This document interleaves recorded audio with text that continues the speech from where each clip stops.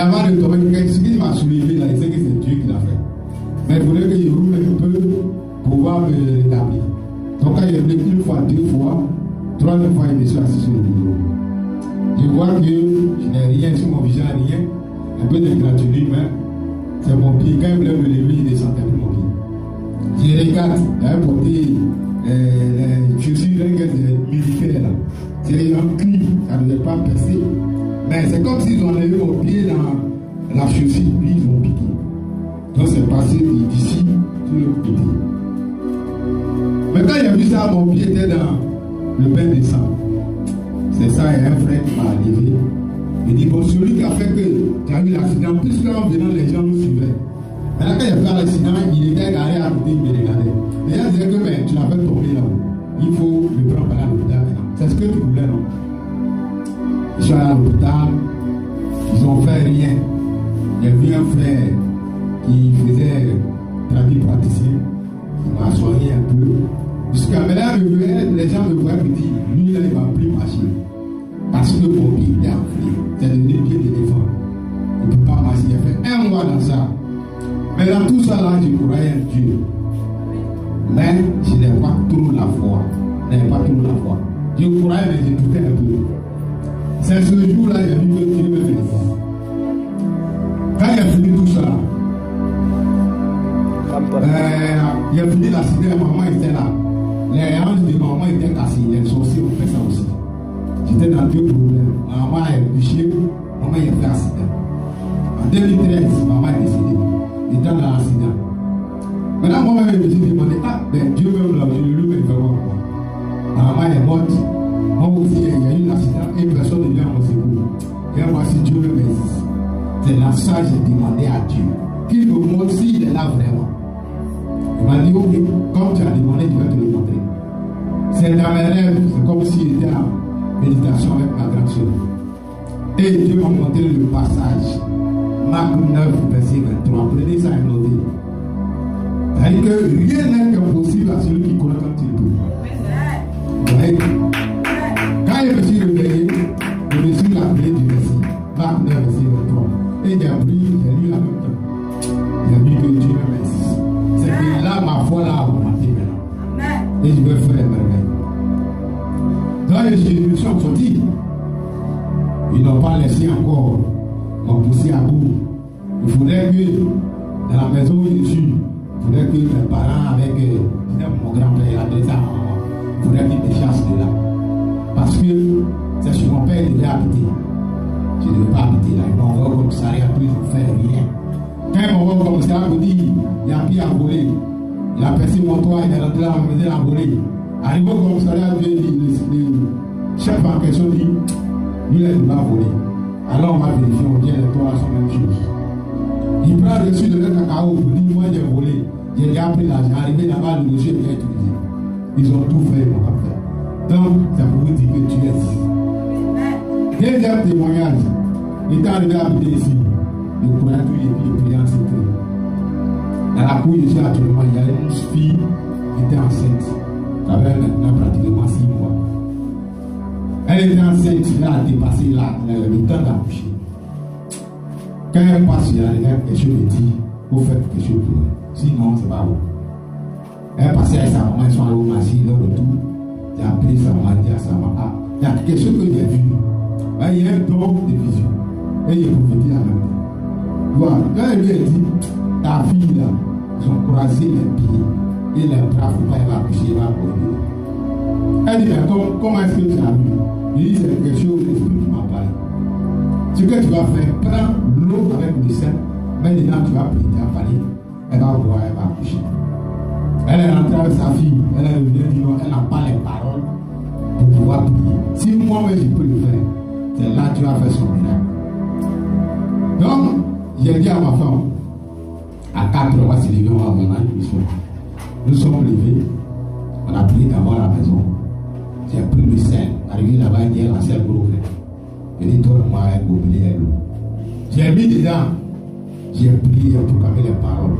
Je lui ai donné, elle a bu. Elle a fait croire sur son ventre. Elle a pu se frotter. Aujourd'hui, comme ça, j'ai prié. Le lendemain, jusqu'à 15 heures, la fille a couché. de Dieu.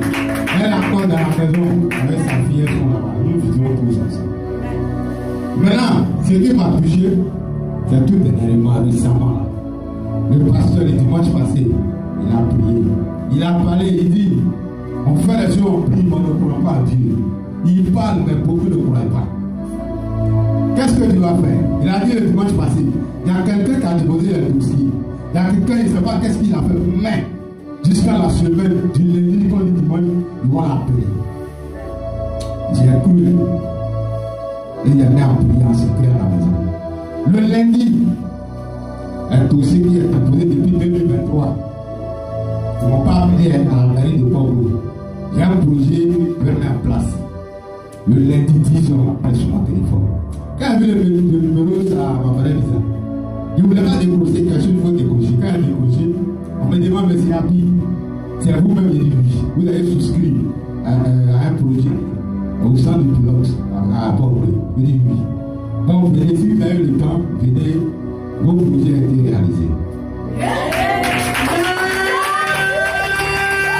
Mais Dieu écoute les bruits quand nous sommes sincères. Quand je suis parti, je suis allé arriver là-bas, moi-même, tous ceux qui viennent là, on leur donne le document, eux, ils remplissent. Mais moi, à mon tour, elle m'a dit, toi, moi, je vais remplir. Donne des références. Elle a rempli. Elle dit, bon, on va vous appeler. C'est déjà signé et caché. Ouais. Là, qu'est-ce que, elle aussi, elle avait ses besoins. Elle ne voyait pas bien. Elle portait des lunettes. Elle dit, la nuit torche. Elle dit, bon, ce que tu vas faire, elle me dit, comment tu vas te monter. Prends celle de cette fille-là. Elle dit, il faut foutre des petits malades. Avant, elle m'a appelé pour dire, elle voit un peu. Tout ça, je vais Dieu, je vais la grâce de Dieu. Donc, c'est pour vous dire, frère et soeur, si tu ne crois pas, Dieu a fait le temps où tu assises là. Il faut te dire que Dieu, il est vivant. Dieu, il est là. Il était temps de faire ce témoignage-là. Je vous dis, mais c'est dans cette église-là, monsieur le pasteur, monsieur Seka, avec le courage, avec le dit, avec la parole, ça m'a permis de faire ce témoignage. Amen. Donc, si Dieu vous a sauvé quelque part, témoignez. Très bien. Merci. Amen.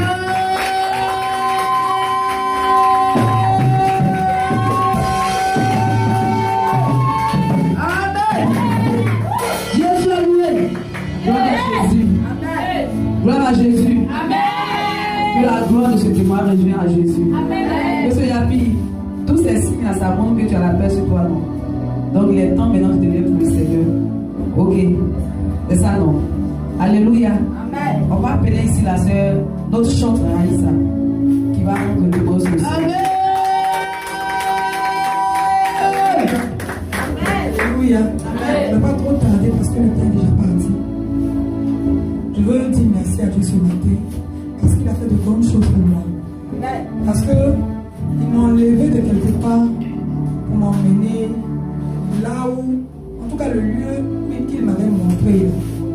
Jésus m'a envoyé là-bas. Parce que j'étais dans une cour. À chaque fois que je disais, j'ai une voisine qui me persécutait, à chaque fois elle me persécutait.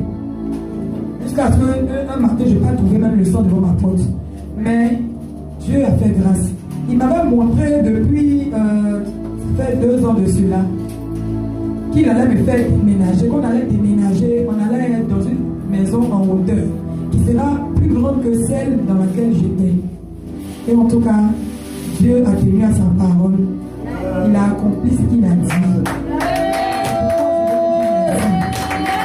Aujourd'hui, je suis là. Je ne suis plus dans une commune. Je suis dans un immeuble. C'est-à-dire mon voisin ne me voit pas. Je ne le vois pas. On se croise que dans les escaliers.